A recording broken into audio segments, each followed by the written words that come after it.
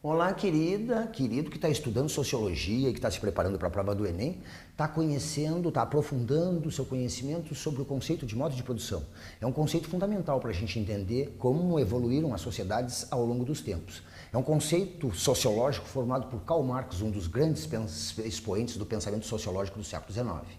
Nós podemos aplicar esse conceito ao estudo de qualquer contexto, de qualquer sociedade, em qualquer época.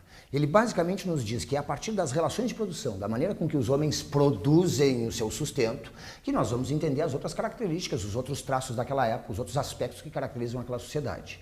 Nós temos na pré-história um modo de produção que é conhecido como comunismo primitivo.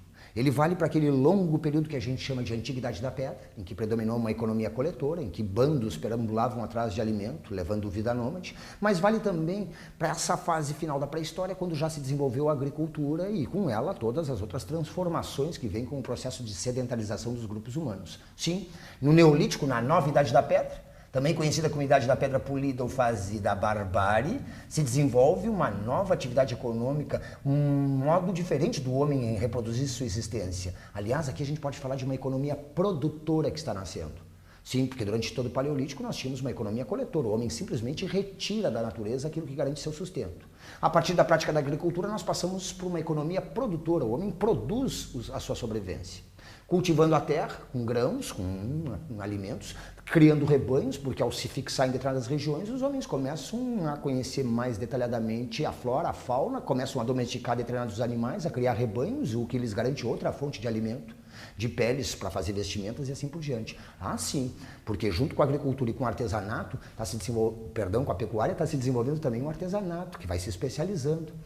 O fato é que com a agricultura foi possível produzir pela primeira vez um excedente econômico, ou seja, algo que vai além do consumo imediato e permite uma divisão mais acentuada das tarefas dentro de cada comunidade.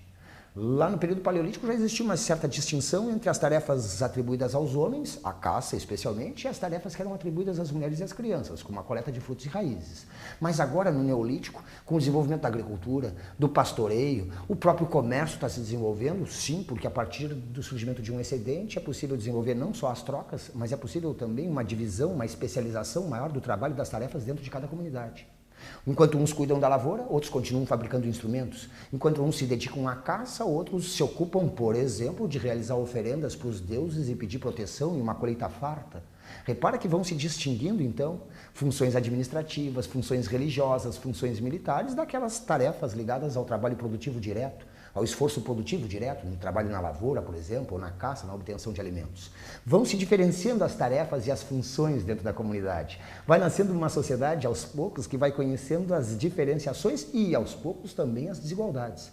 Porque a partir do momento em que surgiu um excedente, é possível também sustentar uma parcela da população que não precisa mais se dedicar ao trabalho produtivo direto, como eu te falei. E como eles realizam tarefas como, por exemplo, a intermediação da relação com os deuses, o fato é que eles vão acumulando ou um conhecimento do qual a comunidade depende, ou tem o monopólio da força, o uso das armas para defender essa comunidade, mas também para garantir uma ordem interna. O fato é que vai nascendo um grupo dirigente que aos poucos vai se transformando numa classe dominante e que cria mecanismos para se apropriar do excedente produzido pela comunidade. Especialmente através de tributos, através de tributação. Mas aí nós já estamos passando por que a gente chama de sociedades estratificadas, é a civilização que está nascendo, com ela o Estado, as classes sociais, uma religião organizada que garante o domínio de uma classe sobre o resto da sociedade. É o que Marx percebeu, que a partir do momento em que a agricultura e as transformações que marcaram o Neolítico geraram um excedente econômico, foi possível o desenvolvimento das trocas, a especialização e a divisão do trabalho, aumentando ainda mais a capacidade da humanidade de produzir riqueza, mas surgiu também a propriedade, surgiram também as desigualdades, as classes sociais, o Estado, e esse conjunto que a gente chama de civilização, com todo o avanço da técnica, do conhecimento que vem nesse processo, paralelamente. Ora, temos então no Neolítico um processo de fixação, de crescimento demográfico, os grupos humanos se tornam cada vez mais numerosos, o homem que era um animal escasso, vamos dizer assim, no planeta, agora se transforma num animal numeroso. Processo de sedentarização, de fixação, o desenvolvimento de outras atividades, junto com a agricultura, o pastoreio, as trocas que logo se tornam regulares e geram o que a gente chama de comércio, e um artesanato que vai se especializando dentro de cada região e dentro de cada comunidade. Repara que a sociedade vai começando agora a conhecer uma estrutura cada vez mais complexa. Se no fim do Paleolítico tinham surgido já, né, ou tinha surgido a instituição que a gente chama de família, agora nós temos comunidades que se organizam mesmo com base nos laços de parentesco. Famílias que formam um clã é um conjunto de famílias que se sentem descendentes de um mesmo antepassado. Tem laços, né, de parentesco que vinculam todos eles, a terra é cultivada coletivamente, os rebanhos pertencem a toda a comunidade, e o que é produzido é partilhado entre as famílias que formam o clã. Um conjunto de clãs forma uma tribo, e várias tribos espalhadas por um território, mas que têm uma origem comum, constituem uma nação. Repare então, uma organização social cada vez mais complexa vai nascendo a partir dessa época. E vou insistir contigo, vai se estabelecendo dentro da sociedade uma divisão, uma especialização do trabalho que aumenta a capacidade de produzir riqueza. A capacidade de produzir excedente econômico gera, por sua vez, o surgimento da propriedade, com elas classes sociais, as desigualdades e os conflitos dentro da sociedade.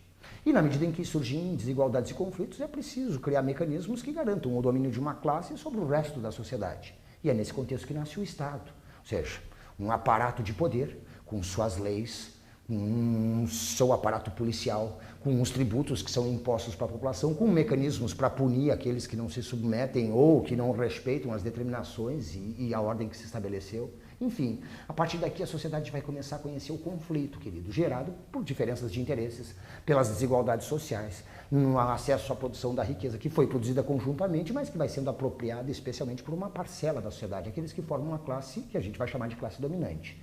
Vamos ver como nessas sociedades já estratificadas vai se estabelecendo um modo de produção, que a gente chama de modo de produção asiático para caracterizar as primeiras civilizações que surgiram lá na Ásia, mas que vai conhecer também depois a escravidão. E aí nós vamos poder falar de um modo de produção escravista, por exemplo, ao falar da civilização grega ou da civilização romana, que são as civilizações que vão depois influenciar fortemente a formação do mundo moderno. Vamos conhecer as civilizações da antiguidade, ou melhor, os modos de produção que caracterizaram as primeiras civilizações e depois o mundo greco-romano, onde estão, repito, as raízes da nossa civilização ocidental moderna. Vamos fazer isso num outro encontro.